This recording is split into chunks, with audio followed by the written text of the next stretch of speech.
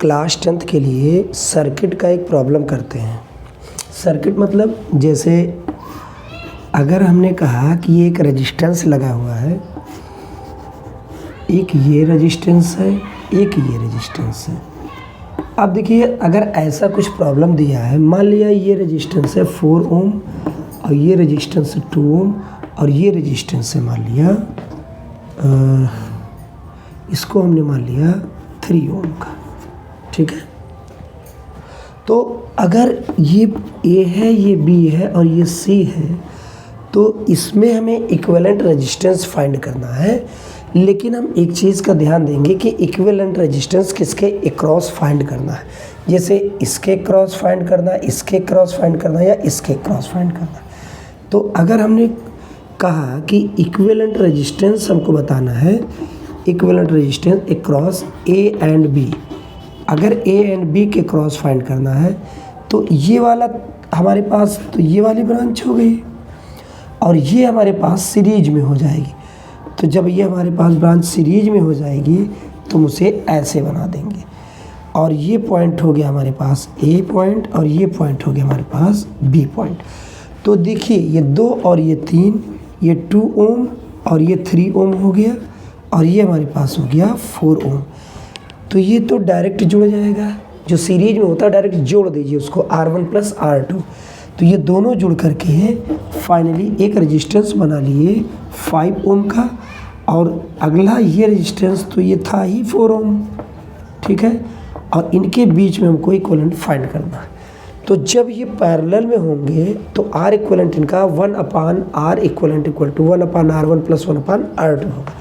तो हमने कहा कि A और B के बीच में जो इक्विवेलेंट रेजिस्टेंस होगा RAB, ये कितना हो जाएगा, तो ये हो जाएगा, ये फाइंड करना है, तो ये हो जाएगा 1/R equivalent equal to 1/R1 plus 1/R2, ठीक है। इस तरह से हम इसको ऐड कर देंगे। लेकिन देखिए तो आप फार्मूला है, अगर मान लो आपको ऑप्शन टिक करना है और 2 रेजिस्टेंस दिए हों तो आप 1/, में करके मत इसको ऐड करिए। आप डायरेक्टली क्या करिए कि R इक्विवेलेंट इक्वल टू जो 2 रेजिस्टेंस हो पहले उनको मल्टीप्लाई कर दीजिए, जैसे 4, 5 और 4 है, फिर इनको आप ऐड कर दीजिए तो आपका आंसर आ जाएगा, ठीक है। देखिए कितना हो गया, 5 4 जा 20 अपान ये हो गया 9 ओम, ये आपका आंसर आ गया, ठीक है। अगर आप यहाँ से करेंगे 1/5 प्लस 1/4 तो भी आप इसका एलसीएम लेंगे, वैल्यू उतनी आएगी। तो दोनों को पहले मल्टीप्लाई कर दीजिए, फिर दोनों को ऐड कर दीजिए। तो 5 4 जा 20 और 5 4 9, 5 4 9 हो गया, ठीक। अगर आपसे कहा जाए कि AC के क्रॉस बताइए तो आप AC के क्रॉस जब लिखेंगे तो ये AC के क्रॉस, तो ये हो गया सीरीज में। अब सीरीज में कौन सा रेजिस्टेंस हुआ, 3 और 4 हो गया, यानी कि ये हो गया A और ये हो गया C और इसके साथ जुड़ा हुआ है 2 रेजिस्टेंस, कौन कौन सा, 3 ओम और 4 ओम। और AC के क्रॉस ये कौन सा रेजिस्टेंस है, 2 ओम। तो अब आप डायरेक्टली देखिए ये तो डायरेक्ट ऐड हो गया, 4 3 7 ओम का एक रेजिस्टेंस हो गया 7 ओम और इसके साथ ये है 2 ओम। तो इसके बीच में आपको इक्विवेलेंट रेजिस्टेंस बताना है, यानी कि AC। तो डायरेक्ट इसका मल्टीप्लाई कर दीजिए और इनको डायरेक्टली ऐड कर दीजिए। क्या हो गया, 7 दूनी 14 अपान में 7 2 9 ओम, ठीक। ये तो हुई। अब अगर मान लो कहा गया है BC के क्रॉस आप रेजिस्टेंस बताइए, BC के क्रॉस। अगर आपसे पूछा जाए कि रेजिस्टेंस बताइए BC के क्रॉस, BC, तो इसके क्रॉस, अब ये सीरीज में हो जाएगा, अब ये सीरीज में हो जाएगा इसके साथ। देखो यहाँ से ये सीरीज में हो गया और ये उसके साथ पैरेलल में, यानी कि हमने कहा कि BC के क्रॉस बताना है BC। अब देखिए BC के क्रॉस अगर हमको बताना है तो ये BC कितना ओम का हो गया, 3 ओम। तो BC तो 3 ओम हो गया और इसके साथ ये सीरीज में, यानी कि 4 और 2 कैसे हो जाएंगे, सीरीज में। तो यानी कि ये 4 ओम और ये 2 ओम सीरीज में हो गए। अब BC के क्रॉस हमको बताना। अब देखिए 4 2 6 ओम डायरेक्टली हो गए और 3 उनके साथ पैरेलल। तो RBC क्या हो गया, BC के क्रॉस 6। तो 6 और ये 3 इनके साथ था, अपान में 6 धन 3, तो ये कितना हो गया 6 त्रिक 18 बटे 6 3 9, यानी कि 2 ओम आ गया इसका आंसर। ये सब आपके वैल्यू ओम में है, ठीक है। अब देखिए अलग अलग आंसर है, इसका आंसर ये, इसका आंसर ये, और इसका आंसर हमारे पास ये आया। अब तीनों अगर ये वैल्यू अगर सेम होती तो कोई विशेष कोई फर्क, देखिए अगर ये मान लिया हमारे पास 2 2 2 होता, इसके क्रॉस तो ये 4 हो जाता, ये 2, यहाँ पर ये 4 हो जाता, ये 2, तो कोई वैल्यू में फ़र्क नहीं आता, ठीक है। तो ये एक चीज़ हो गई। एक दूसरी चीज़ देखते हैं,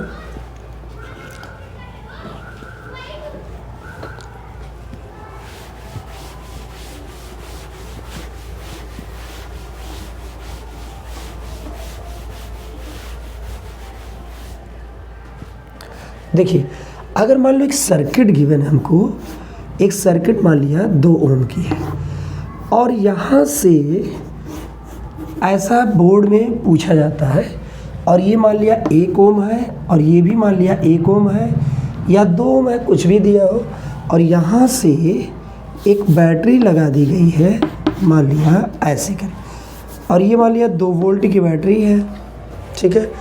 ये ए है और ये बी है और ये सी पॉइंट। इस पॉइंट का कोई मतलब है नहीं विशेष। देखिए अगर हमको कहा जाए कि इसमें सबसे पहले हमको बताइए ए बी के across total resistance across A B find करना है। दूसरी चीज़ में बताइए कि एसी में कितना करंट जाएगा, एसी में करंट की वैल्यू बताइए, यानी कि करंट बताना है एसी में। और तीसरी चीज़ हमको बतानी है एसी में पोटेंशियल, यानी कि पोटेंशियल क्रॉस एसी कितना होगा। 3 क्वेश्चन है मान लिया, ठीक है। और एक और हमको बताना है चौथा मान लिया टोटल करंट बताना है, total current in circuit, total current हमको बताना है सर्किट में कितनी करंट फ्लो होगी। तो चलिए एक एक करके देखते हैं। अगर यहाँ से बैटरी से अगर ये रेजिस्टेंस ऐसे जुड़े हुए हैं, तो पहले हम इनका इक्विवेलेंट निकाल लेते हैं। टोटल रेजिस्टेंस ए बी के क्रॉस कितना होगा, तो देखिए हमने आपको बताया कि जब ए बी निकालना है तो ये कितने हो गया सीरीज में, तो 1 1 2 हो गया, और 2 के साथ पैरेलल में 2 है तो ये 2 2 हाफ हो गया, 1 हो गया। जब पैरेलल में बराबर रेजिस्टेंस को ऐड किया जाता है तो वो आधे रह जाते हैं, ठीक है। तो देखिए जैसे रेजिस्टेंस अक्रॉस ए बी, तो ये पहला आंसर हम लोग करते हैं। ए बी के क्रॉस रेजिस्टेंस अगर हमको बताना है तो ये तो हो गया हमारे पास एक चीज़ 2 ओम, और यहाँ पर ये सीरीज में ए बी के क्रॉस ये पूरा किस में हो गया सीरीज में, तो ये जब सीरीज में हुआ तो ये भी 2 और ये भी 2, ठीक है। तो ये 2 2 पैरेलल में, तो 2 × 2 अपान में 2 + 2, यानी कि कितने हो गए 1 ओम टोटल रेजिस्टेंस आ गया। रेजिस्टेंस क्रॉस ए बी बराबर 1 ओम, ठीक। तो ये आ गया पहला आंसर 1 ओम, ठीक है। अब कह रहा है कि एसी बताना, करंट इन एसी। अच्छा हम पहले एक काम करते हैं, एसी में करंट कितना जाएगा वो हम सीखते हैं थोड़ा सा। पहले टोटल करंट निकाल लेते हैं। तो टोटल करंट यानी कि 4th वाला पार्ट पहले कर लेते हैं। तो total current in the circuit हो गया पोटेंशियल, टोटल बैटरी कितनी पोटेंशियल की जोड़ी गई है, टोटल पोटेंशियल अपान में टोटल रेजिस्टेंस, V बराबर IR ओम्स लॉ से, ठीक है।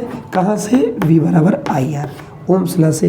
तो करंट इक्वल टू हो गया हमारे पास टोटल पोटेंशियल कितना 2, टोटल रेजिस्टेंस आ गया 1 इक्वल टू 2 एम्पियर की करंट। तो 4th पार्ट ये हो गया 2 एम्पियर, ठीक है।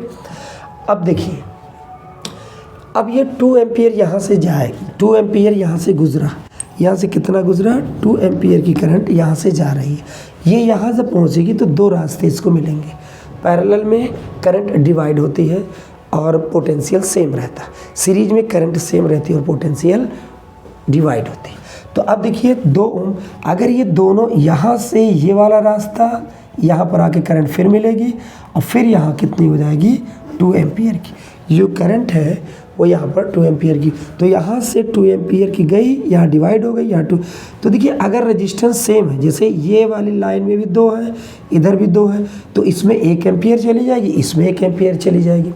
अगर मान लिया इधर रेजिस्टेंस ज़्यादा होता तो मैक्सिमम करंट इधर जाती, इधर कम जाती, इधर ज़्यादा होता तो करंट इधर जाती है, मतलब करंट रेजिस्टेंस के इन्वर्स में चलती है। अगर रेजिस्टेंस ज़्यादा होगा तो करंट उस रास्ते से नहीं जाएगी या कम जाएगी, ठीक है, यानी कि रेजिस्टेंस बढ़ने पर करंट घट जाती है। अब देखते हैं, अगर हमको इस ब्रांच में करंट निकालनी थी तो हमने कहा कि इस ब्रांच में करंट मान लिया I1 है और इस ब्रांच की करंट मान लिया I2 है। तो देखिए I1 या I2 में से एक निकाल लें और टोटल करंट 2 एम्पीयर में से घटा दे तो दूसरे का वैसे भी निकल जाएगा। तो चलिए मान लिया हम I1 निकालना चाहते हैं, तो I1 हम निकालना चाहते हैं तो ये जो करंट होगी ये इसी टोटल में से डिवाइड होके बनी है, तो ये current equal to total into, देखिए एक फार्मूला आपको मैं बता देता हूँ।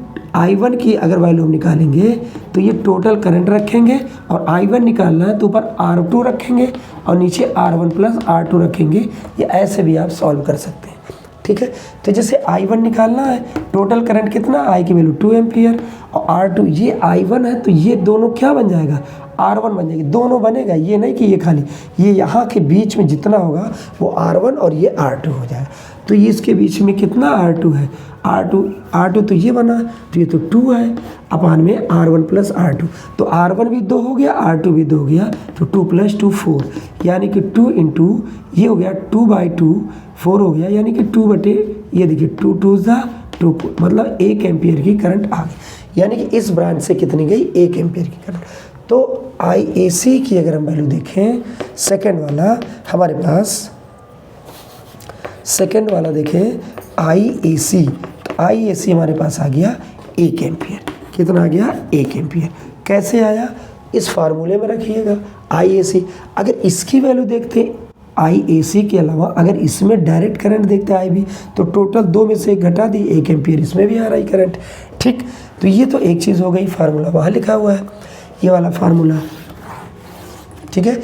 अब देखते हैं, कह रहा है कि पोटेंशियल इसमें कितना होगा, तो ये कौन सा क्वेश्चन है, थर्ड है, पोटेंशियल देखना है तो VAC निकालना है, तो V बराबर IAC इंटू में रेजिस्टेंस कितना होगा, AC के बीच में ये रेजिस्टेंस हम लगा देंगे क्योंकि इसके बीच का पोटेंशियल देखना है, ठीक है। पोटेंशियल रेजिस्टेंस के क्रॉस देखा जाता है, करंट यहाँ पर कितना पोटेंशियल आएगा और कोई भी रेजिस्टेंस अगर जुड़ा है तो वही करंट हमको बताएगा।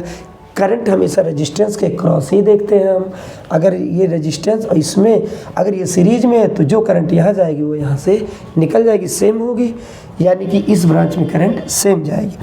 तो यहाँ से VAC अगर निकालना, IAC की वैल्यू कितनी आ गई है, IAC की वैल्यू आ गई 1 एम्पियर इंटू में RAC दिया है 1 ओम, तो ये AC मतलब ये करंट हो गया, यानी कि एम्पियर में और ये ओम में, तो ये कितना हो गया 1 वोल्ट, यहाँ से 1 वोल्ट 1 वोल्ट, अरे ये एम्पियर और ये रेजिस्टेंस ओम, ये बन गया वोल्ट, यानी कि इसमें जो इसका जो पोटेंशियल डिफरेंस होगा ये पूरे का यहाँ से यहाँ तक का वो 1 वोल्ट का होगा, ठीक है। अगर आपको यहाँ का पोटेंशियल तो यहाँ की करंट वो भी 1 एम्पियर की होगी, 2 एम्पियर डिवाइड, तो यहाँ पर कितना हो जाएगा 2 वोल्ट हो जाएगा।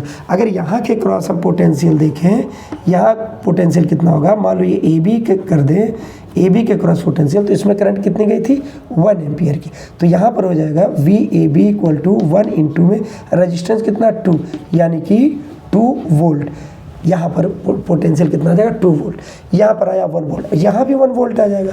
तो देखिए जब पैरेलल इसके बीच में ये पैरेलल और ये भी पैरेलल है पूरा, तो पैरेलल में पोटेंशियल सेम रहता है। यहाँ इस वायर के क्रॉस भी 2 वोल्ट, यहाँ भी 2 वोल्ट और बैटरी भी 2 वोल्ट लगी है, ठीक है। Thank you very much.